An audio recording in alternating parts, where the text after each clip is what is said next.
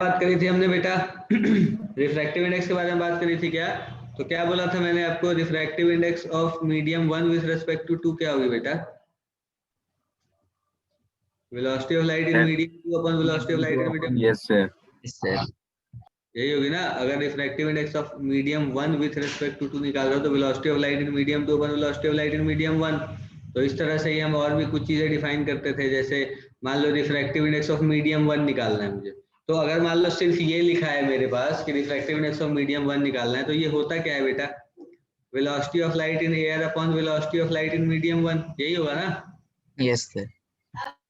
तो ये जो मैंने μ1 निकाला, ये किसके रेस्पेक्ट में निकाला बेटा हमने? मीडियम 1 के रेस्पेक्ट में, है ना? तो ये सारी चीजें हम जानते हैं बेटा, ठीक है। ये रिफ्रैक्टिव इंडेक्स वाली ये जो भी चीजें हैं ये सब हम जानते हैं। फिर मैंने आपको एक सवाल दिया था, है ना? फिर मैंने आपको क्या दिया था बेटा? एक सवाल दिया था। कौन सा, कैसा सवाल दिया था मैंने आपको?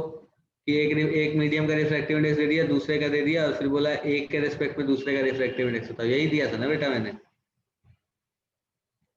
अब देखो एक छोटा सा सवाल देता हूँ आपको मैं, है ना? बहुत छोटा सा सवाल है, एक बार बस देख लो फिर आगे बढ़ते हैं, ठीक है? देखो बेटा,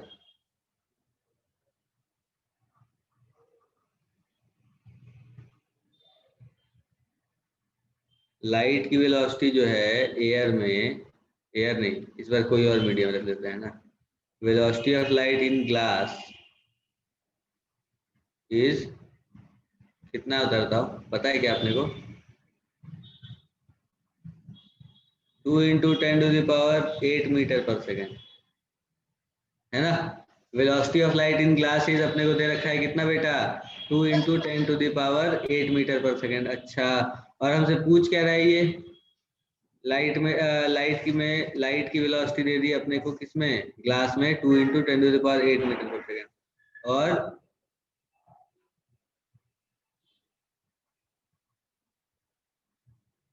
ठीक है, अब दे रहा है अपने को refractive index of water is 4/3। आपको क्या बताना है? Find refractive index of glass with respect to water and refractive index of glass. ठीक है, कर दो सॉल्व बेटा। क्वेश्चन देख पा रहे हो आप लोग? सॉल्व कर दो बेटा, जल्दी से सॉल्व कर दो, चलो तुरंत से बिल्कुल। आपको लाइट की वेलोसिटी दे दी ग्लास में 2 इंटू 10⁸ मीटर पर सेकेंड, ठीक है। और वाटर की रिफ्रैक्टिव इंडेक्स दे दी तुम्हें, है ना? तुम्हें क्या बताना है? Refractive index of glass with respect to water और रिफ्रैक्टिव इंडेक्स ऑफ ग्लास। अब देखो velocity of light in glass दे दी बेटा अपने को, है ना? कितनी दे दी बताओ? आ जाओ सॉल्व करते हैं ये सवाल, देखो ध्यान से।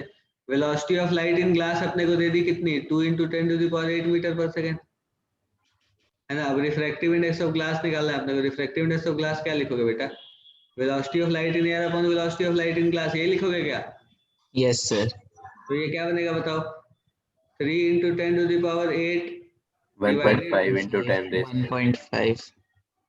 बहुत अच्छे, 2 इंटू 10⁸, यही कट गया, हमारे पास क्या गया बेटा? Refractive index 1.5। ठीक है, तो ग्लास का रिफ्रैक्टिव इंडेक्स 1.5 को आप 3/2 भी तो लिख सकते हो, है ना? यस। तो जो जो आपको ठीक लगे, आप इसे 1.5 लिख लो, आप इसे 3/2 लिख लो, एक ही बात है ना? कोई खास फर्क नहीं है दोनों। ठीक है बेटा, तो ये तो हमने कह दिया कि ग्लास का रिफ्रैक्टिव इंडेक्स ये है ना?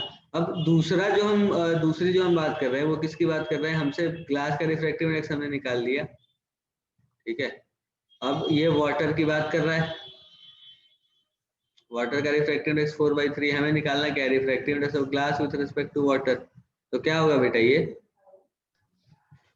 अगर मैं लिख रहा हूँ refractive index of glass with respect to water, तो ये क्या लिखूंगा बताओ? सर वेलोसिटी इन, नहीं, velocity in water upon velocity in glass. बिल्कुल सही। अब ग्लास में तो वेलोसिटी अपने को पता है, वाटर में तो नहीं पता ना। No sir. तो अब यहाँ पर ये जो लिखा है इसे मैं क्या करता हूँ? VA से मल्टीप्लाई कर देता हूँ और VA से डिवाइड भी कर देता हूँ। क्या देखना आसान हो जाएगा तुम्हारे लिए? VA से मल्टीप्लाई और VA से डिवाइड, तो अब पता है मेरे पास क्या बन गया बेटा? देखो, एक तो VA अपॉन VG बन गया इंटू VW अपॉन VA बन गया, है ना?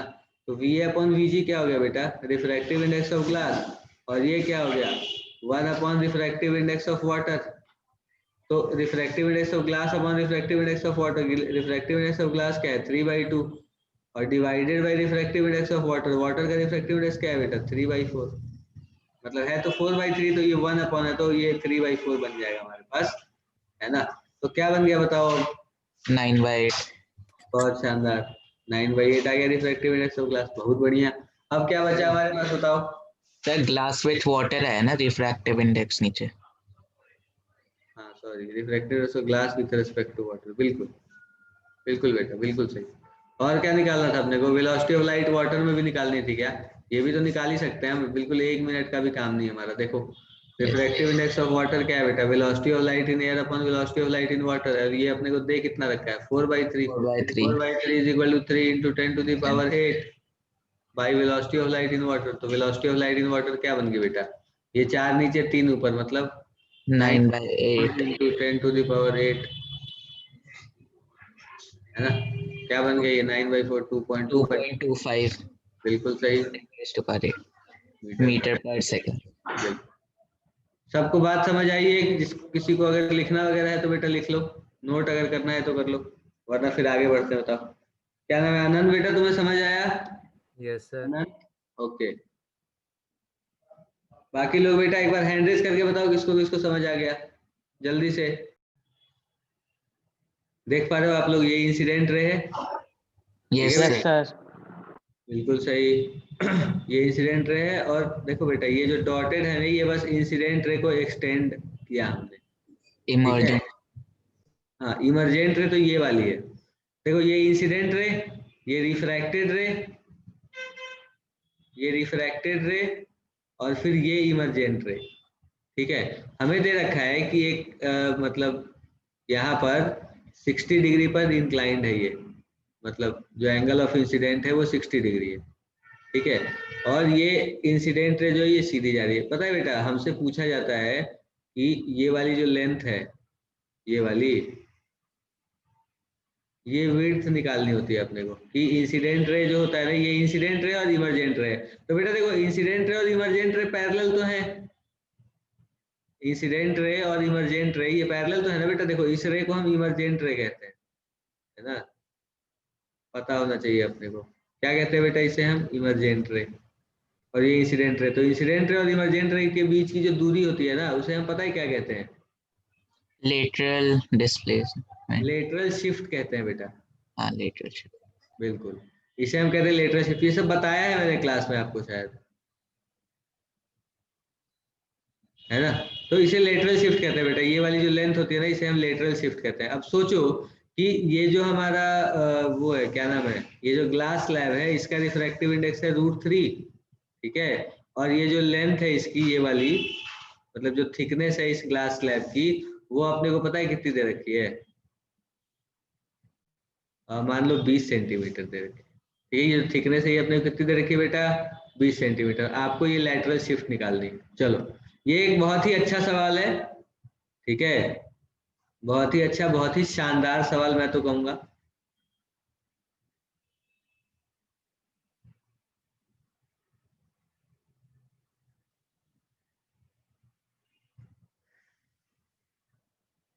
है ना बेटा, लेटरल शिफ्ट निकालो, मतलब ये वाली लेंथ कितनी होगी, इसे मैं x कह देता हूँ, ये x की वैल्यू बताओ कितनी होगी, ठीक है। सॉल्व करना है आपको, आपके स्क्रीन पर सवाल है। मैं आपको ये सवाल सॉल्व करने के लिए थोड़ा सा ज्यादा समय दूंगा बेटा, ठीक है।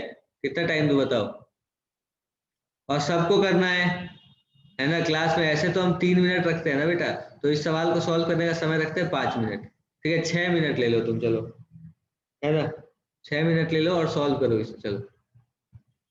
लो, मैं क्या सोचता हूँ कि यहाँ जो एंगल ऑफ इंसिडेंस है इसे मैं आई कह देता हूँ, एंगल ऑफ इंसिडेंस जो है वो क्या आई कह दूं मैं इसे, तो ये मेरा जो एंगल होगा ये क्या हो जाएगा, एंगल ऑफ रिफ्रैक्शन। आप बताओ बेटा, इन सब के बारे में हम बात कर चुके हैं ना पहले भी, या नहीं।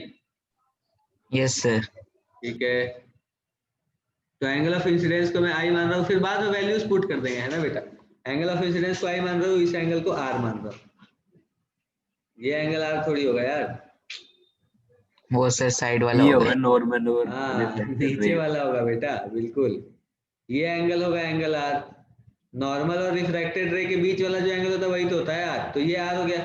तो अब बताओ एक बात तो बेटा, ये वाला एंगल आई है, मतलब ये जो 60 डिग्री लिखा है ना, इसे मिटा देता हूं मैं, है ना। तो और अब कह देता हूं कि ये वाला एंगल मेरा आई है। अब सोचो कि ये मैंने इसी लाइन को आगे एक्सटेंड किया हुआ है ना, तो अगर ये एंगल आई है तो ये पूरा एंगल आई होगा क्या? Yes sir. और ये अगर आर है तो ये क्या आई माइनस आर होगा क्या?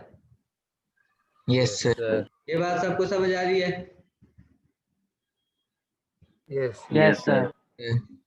ठीक है, तो ये वाला एंगल मेरा आई माइनस आर हो गया। अच्छा नॉर्मल रे परपेंडिकुलर है ना? हाँ बेटा, नॉर्मल बिल्कुल परपेंडिकुलर है। नॉर्मल मतलब ये वाली लाइन होगी ना, ग्रीन वाली जो है। देखो हमें क्या बताना है, हमें ये लेंथ। अब एक बार नाम लिख लेते हैं बेटा, है ना। देखो नाम लिख देता हूं मैं, इस वाले पॉइंट को मैं कह देता हूँ ए पॉइंट, इस पॉइंट को मैं कहता हूँ बी, ये वाला जो हमारा पॉइंट है इसे मैं कह देता हूँ सी। और एक और कंस्ट्रक्शन में क्या करता हूँ बेटा, कि ये वाला जो है ना, कौन सा नॉर्मल जो है, इसे मैंने एक्सटेंड कर दिया। क्या किया मैंने बेटा, नॉर्मल को एक्सटेंड कर दिया और फिर डॉटेड बना दिया मैंने इसे, है ना, ताकि पता रहे कि ये एक्सटेंडेड है। ठीक है, तो ये ए हो गया, बी हो गया, सी हो गया। अब इस पॉइंट को मैं कहता हूँ डी। ठीक है बेटा, अब सोचो आप कि अगर ये वाला एंगल आर है तो क्या ये एंगल भी आर ही होगा? क्योंकि पैरेलल है ना, ये दोनों लाइन पैरेलल है, ये ट्रांसवर्सल है, तो ये ऑल्टरनेट इंटीरियर एंगल, तो ये भी आर होगा। तो ये कितना होगा बेटा, 90 माइनस आर। बताओ 90 यस माइनस आर होगा ना। तो यस। अब मैं क्या लिख सकता हूँ बताना एक बार। देखो मुझे कौन सी वैल्यू चाहिए ये ध्यान रखना, और मुझे क्या पता है ये ध्यान रखना। देखो मुझे पता क्या क्या है, मुझे आई पता है, मुझे आर पता है। तो आई पता है और आर पता है, तो आई माइनस आर भी पता होगा मुझे। अगर आई और आर पता है तो दोनों को घटा के तो आई माइनस आर भी पता लग गया ना। तो ये आपको वाला आर कैसे पता है सर? बेटा, ये रिफ्रैक्टिव इंडेक्स पता है तो म्यू वाई साइन है is equal to mu are sine r से नहीं कर सकते क्या आप? Yes sir yes sir. है ना, वही कह रहा हूँ, ये आई है ये आर है। देखो देखो क्या कह रहा हूँ मैं, कि ये सी डी, मतलब अगर मैं ये 90 माइनस आर की बात करता हूँ। देखो मुझे सी डी पता है क्या बेटा, सी डी मुझे पता है क्या, ये थिकनेस, इसको मैं टी मान लेता हूँ। ठीक है, यस सर 20। बिल्कुल टी मान लेता हूँ मैं थिकनेस को। अब सोचो क्या हो रहा है, sine 90 minus r. Sine 90 minus r क्या होगी बेटा, साइन 90 माइनस आर की वैल्यू बताना जरा। C D upon C A. Sine i. CD upon AD। C D upon A D थोड़ी बेटा, साइन की अच्छा वैल्यू हाँ निकालना हाँ ना, CS। Perpendicular. C D upon C A ना, यस सर। तो यहाँ से सी ए की वैल्यू क्या आ गई बेटा, C D upon sine 90 minus r क्या होगा, कॉस आर।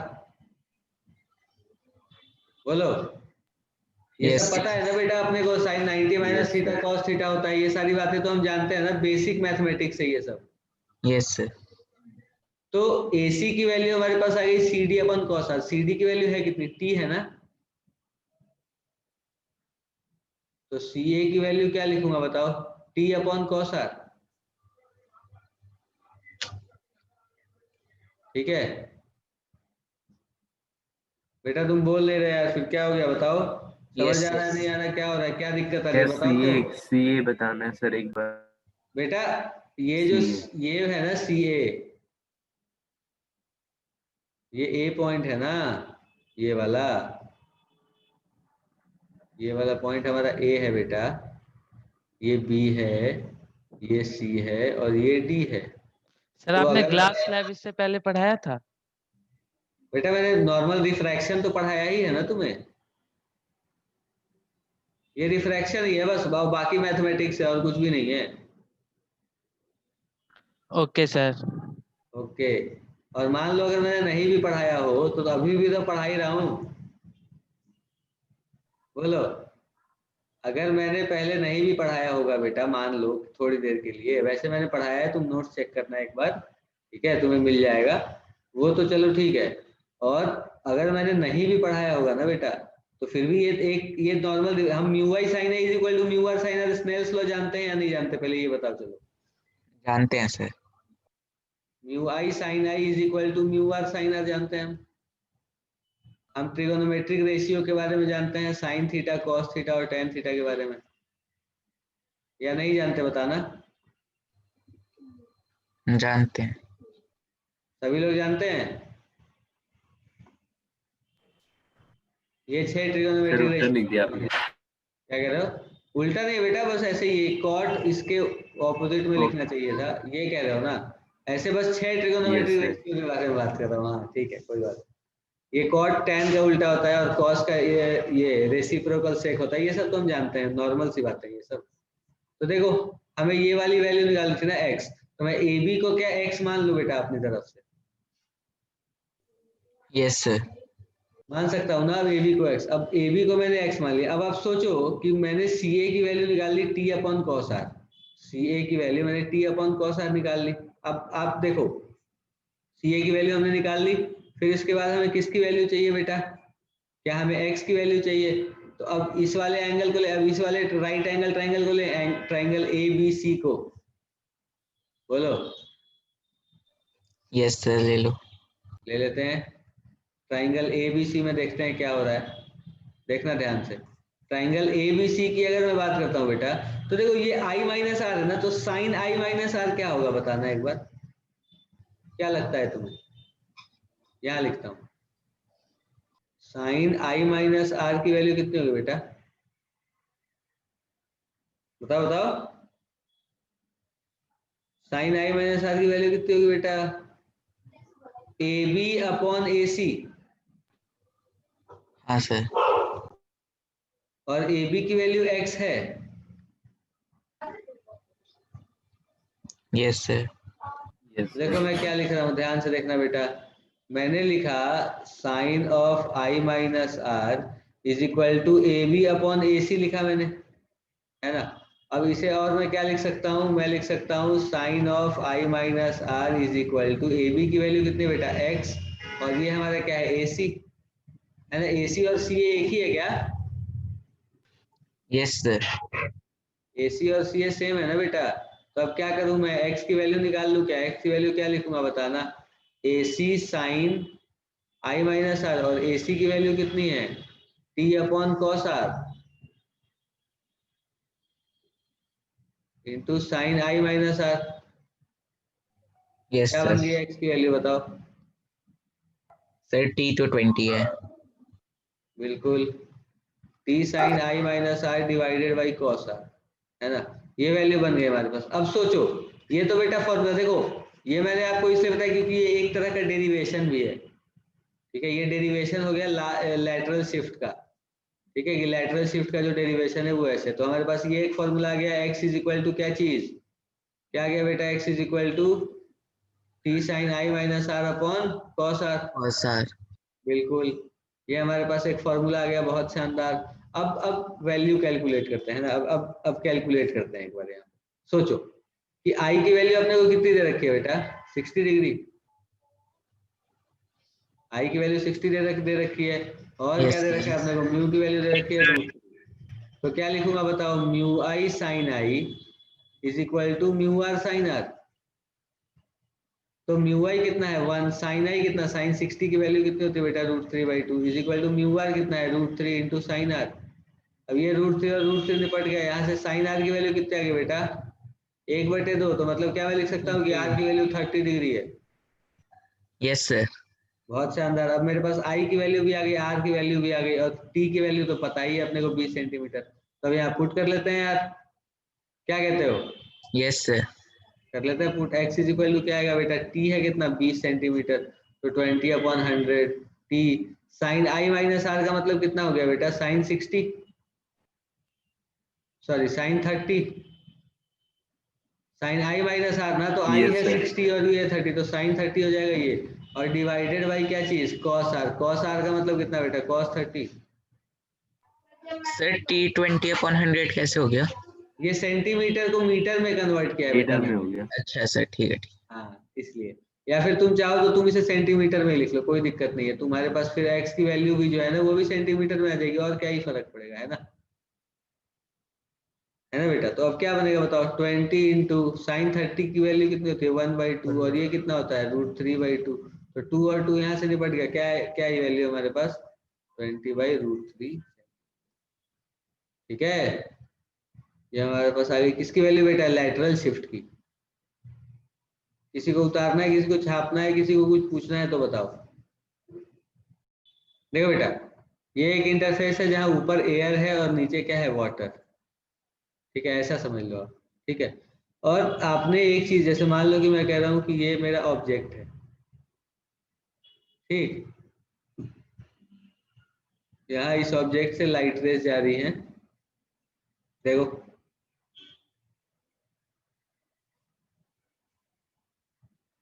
ठीक है।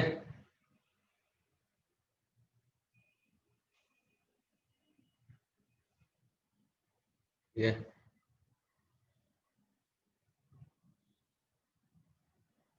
ठीक है बेटा, इस तरह से कुछ है ना। अब एक बात बताओ कि ये जो रे यहाँ ओ जो है हमारा ऑब्जेक्ट है, ठीक है, और नीचे वाटर है और बाहर एयर है। अब सोचो कि वाटर का तो रिफ्रैक्टिव इंडेक्स कुछ ना कुछ होता है ना बेटा। जैसे मान लो कि यहाँ पे रिफ्रैक्टिव इंडेक्स में वाटर का मान ले रहा हूँ कितना, म्यू।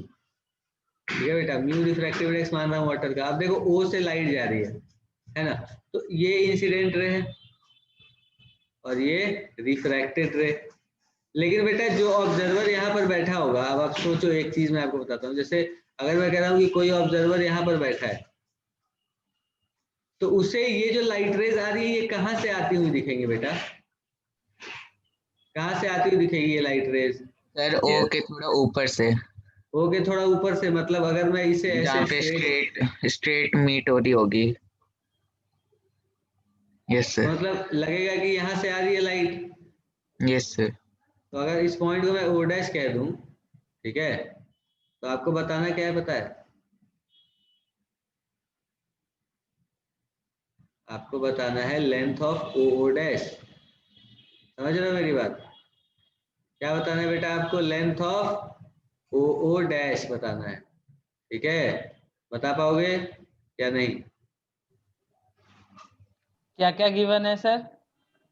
कुछ भी नहीं। रिफ्रैक्टिव इंडेक्स गिवन है वाटर का। सर ओ डैश कहाँ है? क्या? O dash. ओ डैश ये वाला पॉइंट है बेटा। हमें ओ डैश की लेंथ बतानी है, ठीक है। क्या बतानी है बेटा? ओ डैश की लेंथ। ठीक है, अब देखो एक चीज बताता हूँ मैं। ओ डैश की लेंथ तुम्हें बतानी है, ये जो है बेटा, ये वाली जो लेंथ है ना हमारी, ये वाली, ये लेंथ अपने को दे रखी है, पता है कितनी? डी दे 20। रखी, डी दे रखी है बेटा, डी। ठीक है, और ये लेंथ अपने को डी दे रखी है। और देखो एक चीज मैं आपको बताता हूँ कि ये जो चीज वैलिड है ना बेटा, ये जो चीज वैलिड है, ये किसके लिए वैलिड है? देखो 2-3 पॉइंट्स लिख रहा हूँ मैं इसके बारे में, ठीक है। पहला पॉइंट तो ये कि valid for nearly normal incidence. ठीक है, मतलब नियरली नॉर्मल इंसिडेंस मतलब नॉर्मल से थोड़ा बहुत इधर उधर अगर इंसिडेंट हो तो चलेगा। ठीक है, valid for normally for nearly normal incidence. एक चीज तो ये, यहाँ बाहर में हमारे पास एयर है, ठीक है। और दूसरा सवाल, दूसरा एक पॉइंट है बेटा यहाँ पर जो हमें पता होना चाहिए कि अगर थीटा इज स्मॉल, अगर एंगल बहुत छोटा होता है ना, अगर एंगल बहुत छोटा होता है तो पता है sine theta almost equal to tan theta हो जाता है, और ये दोनों ऑलमोस्ट इक्वल टू हो जाते हैं थीटा। ठीक है, तो ये दोनों चीजें अपने को ध्यान रखनी है। ठीक है, एक तो नियरली नॉर्मल इंसिडेंस के लिए, और थीटा जो है वो स्मॉल है, साइन थीटा, जब थीटा बहुत छोटा होता है तो sine theta, tan theta, theta, ये तीनों बराबर हो जाते हैं। ठीक है, अब करो ये सवाल सॉल्व बेटा। ठीक है, ये भी काफी अच्छा सवाल है, ठीक है ना, काफी अच्छा सवाल है ये, तो थोड़ा ध्यान रखना। अब देखो मैं बता देता हूँ तुम्हें क्या है कि बेटा देखो, ये वाला एंगल आई है, ये एंगल अगर आई है तो ये एंगल भी आई होगा, और ये एंगल कितना है, आर होगा। समझ रहे हो मेरी बात या नहीं? Yes sir. Yes sir. या फिर इसे आई लिख लो, इसे आर लिख लो, या फिर नीचे वाले को आर लिख लो, आई लिख लो, ऊपर वाले को आर लिख लो। मतलब एक्चुअल में इंसिडेंट रे तो यही है, तो एंगल ऑफ इंसिडेंस आई ये लिख लो और आर को ये लिख लो, ठीक है बेटा।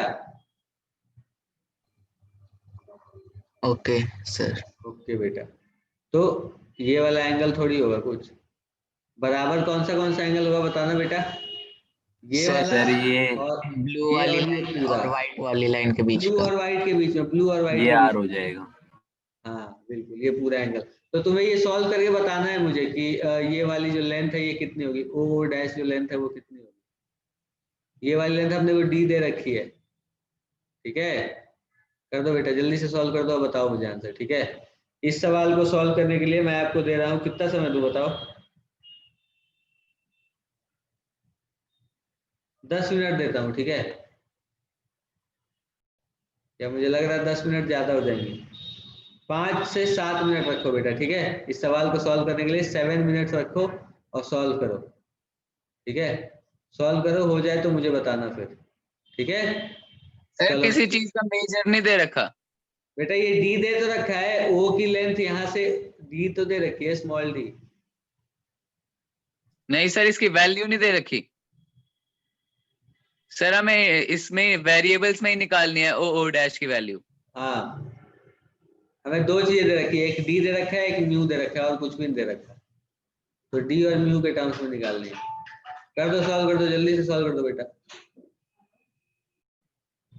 देखो बेटा सभी लोग यहाँ देखो, मैंने आपको क्या बोला कि अगर आप ये वाला एंगल आई कह रहे हो, कौन सा एंगल बेटा, ये वाला एंगल अगर आप आई कह रहे हो, और ये पूरा एंगल आप क्या कहोगे, आर कहोगे ना,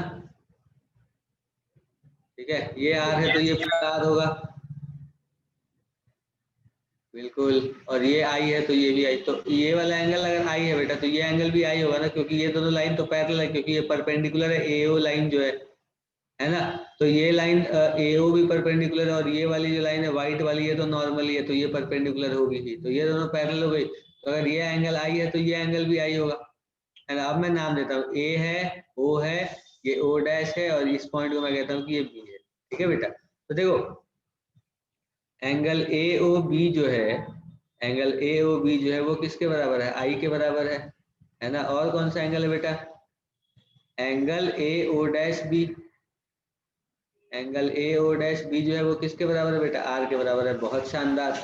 अब मुझे एक बात बताओ कि मैं tan आई को क्या लिख सकता हूँ, tan आई की वैल्यू क्या लिखूंगा बेटा, A B upon A O. Yes sir. बहुत बढ़िया। tan आर की वैल्यू क्या लिखूंगा, A A B B upon A O dash. A B upon A O dash. tan i की value A B upon A O, tan r की value A B upon A O dash. अच्छा, अब एक बात बताओ बेटा कि मतलब स्नेल्स लॉ जो है हमारे पास, स्नेल्स लॉ क्या कहता है बताओ, mu I sine I is equal to mu are sine R, है ना। अब देखो एंगल ऑफ इंसिडेंस ये है, तो इसका रिफ्रैक्टिव इंडेक्स कितना है, म्यू है क्या, तो मतलब मैं लिख सकता हूँ क्या कि mu into sine I is equal to क्या चीज, mu are sine R. Mu are sine R का क्या मतलब बेटा, म्यू आर तो 1 है, मतलब सीधा सीधा sine R, mu into sine I is equal to sine R. अब एक चीज सोचो कि मैंने आपको एक अप्रोक्सीमेशन बताई है ना, ये मैंने क्या बोला कि ये कब के लिए वैलिड बता बेटा, नियरली नॉर्मल इंसिडेंस। तो एंगल आई जो होगा वो क्या होगा, नियरली नॉर्मल इंसिडेंस के लिए आई की वैल्यू तो 0 के पास होगी ना, बहुत छोटा होगा ना ये आई। Yes, sir. अगर तुम यहाँ पर लिखते हो, देखो क्या लिखोगे तुम, सुनना मेरी बात, सुनना बेटा ध्यान से, तुम क्या लिखोगे कि सिंस ये जो चीज है ये कब वैलिड है, this is valid for nearly normal incidence, है ना। नियरली नॉर्मल इंसिडेंस के लिए अगर ये वैलिड है तो आप क्या कह सकते हो बताओ, अगर ये नियरली नॉर्मल इंसिडेंस के लिए वैलिड है तो आप क्या कह सकते हो, if this is valid for nearly normal incidence, आप क्या कहोगे बेटा कि i and r is very small, बोलो। क्योंकि अगर नियरली नॉर्मल इंसिडेंस है बेटा तो ये देखो ना, ये वाली लाइन जो है ऑलमोस्ट परपेंडिकुलर होगी ना, यस सर। मतलब नॉर्मल के अलॉन्ग हुई, तो आई की वैल्यू बहुत छोटी होगी, और आई की वैल्यू बहुत छोटी होगी तो आर की वैल्यू बहुत छोटी होगी, ये सब तो हम जानते हैं, है ना।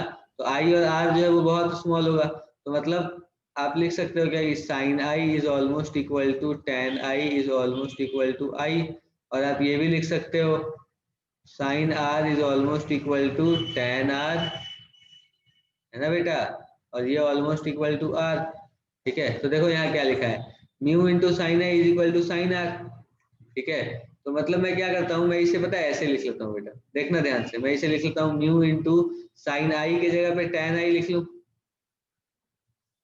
Is equal to ten R लिख लूँ। अब यहाँ पर वैल्यूज पुट कर देते हैं यार, क्या लिखूं, mu into A B upon A O is equal to A B upon A O dash.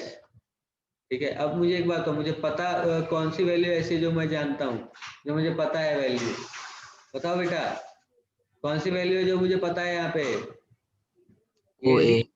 एओ की वैल्यू डी पता है ना अपने को, देखो एओ की वैल्यू डी पुट कर देंगे हम, तो अब क्या होगा, डी पुट करने के बाद चलो एक और काम करते हैं, ये ए बी और ए बी निपटा दें क्या, दोनों तरफ से बराबर है ना दोनों, तो एओ Yes, की sir. वैल्यू कितनी होगी, एओ डैश की वैल्यू कितनी होगी बेटा, A O upon D mu, upon new.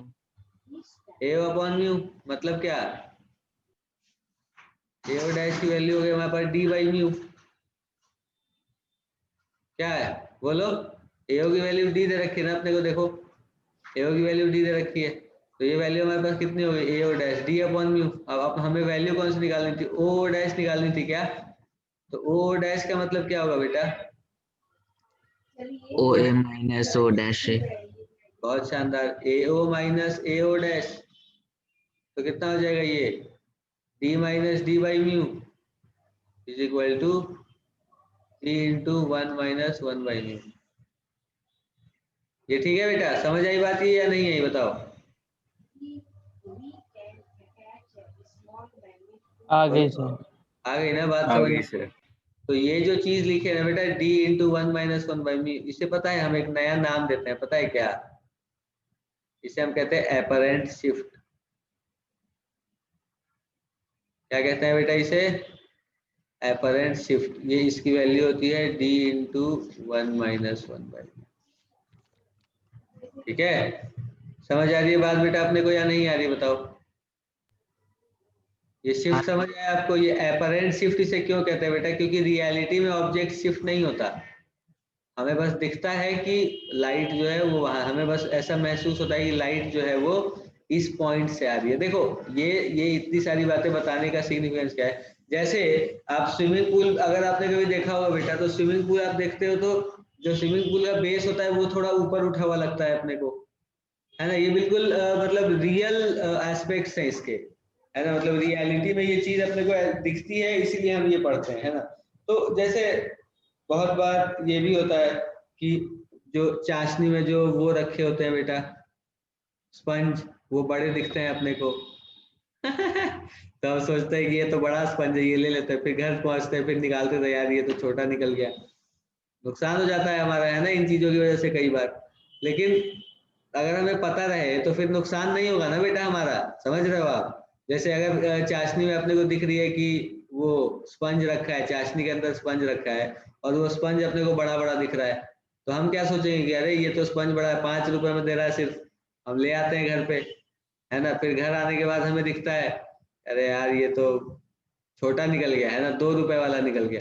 तो ऐसा हो सकता है कई बार हमारे साथ, है ना, ऐसी कोई बड़ी बात नहीं है, बस ये बात है कि देखो शिफ्ट जो है एपरेंट शिफ्ट इसे इसलिए कहते हैं ना बेटा कि एक्चुअल में बेस हमारा ऊपर ही है, एक्चुअल में जो बेस है हमारा वो यहाँ ऊपर ही है, बस ये इस वजह से रिफ्रैक्शन की वजह से हमें ये दिख रहा है कि यहाँ से लाइट तो बेंड हो गई बेटा, लेकिन हमारी आंखों को क्या पता है, हमारी जो आंखें हैं या फिर ऑब्जर्वर की जो आंखें हैं उसे क्या पता है, सबकी आंखें तो एक जैसी है बेटा, है ना, तो हमारी आंखों को बस ये पता है कि भैया लाइट जो है वो स्ट्रेट पाथ में ट्रेवल करती है, तो हमें ये लगता है कि ये लाइट जो है वो इस पॉइंट से आ रही है, ठीक है, इसलिए हमारा जो बेस है हमें वो यहाँ ओ से ओ डैश तक उठा हुआ महसूस होता है, हमें लगता है कि ये थोड़ा सा उठा हुआ है ना, तो ये सारी चीजें हैं बेटा। तो एक बार आप ऐसा करो, आप इसे नोट कर लो, स्क्रीनशॉट ले लो, जो आपको ठीक लगे कर लो, देख लो, कोई दिक्कत है तो बताओ मुझे, कोई परेशानी अगर है तो बताओ।